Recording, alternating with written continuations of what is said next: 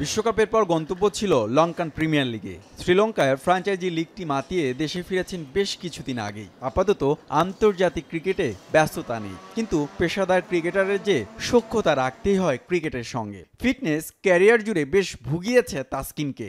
সেই ফিটনেস ঠিক রাখতে একাডেমিতে রানিং করেছেন স্পিড স্টার।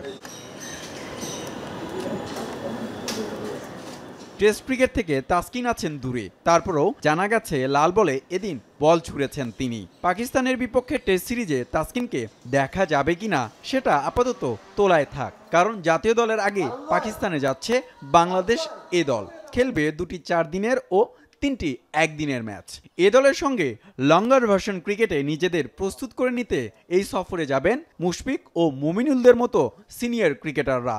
মুশফিক যাচ্ছে, মুশফিক কিন্তু এ টিমের হয়ে যাচ্ছে। যারা টেস্ট টিমে তাদের জন্য যাবে, টেস্ট টিমে তাদের জন্য একটা খুব ভালো প্র্যাকটিসের ব্যবস্থা, যেটা আসলে আমাদের এখানেও কিন্তু বেশ ব্যাহত হয়েছে প্র্যাকটিস। বৃষ্টির কারণে, বিভিন্ন কারণে আমাদের আসলে প্র্যাকটিসটা খুব ভালো যে হয়েছে তা বলা যাবে না। তো এই 4 দিনের ম্যাচটা আমাদের জন্য খুব ভালো হেল্পফুল হতে পারে বলে আমার মনে হয়।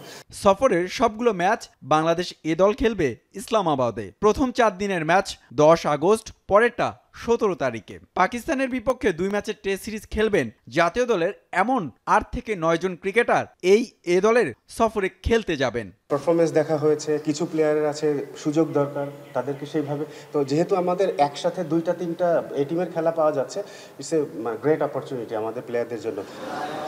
বাংলাদেশ জাতীয় দল টেস্ট সিরিজ খেলতে পাকিস্তানে যাবে 17 আগস্ট।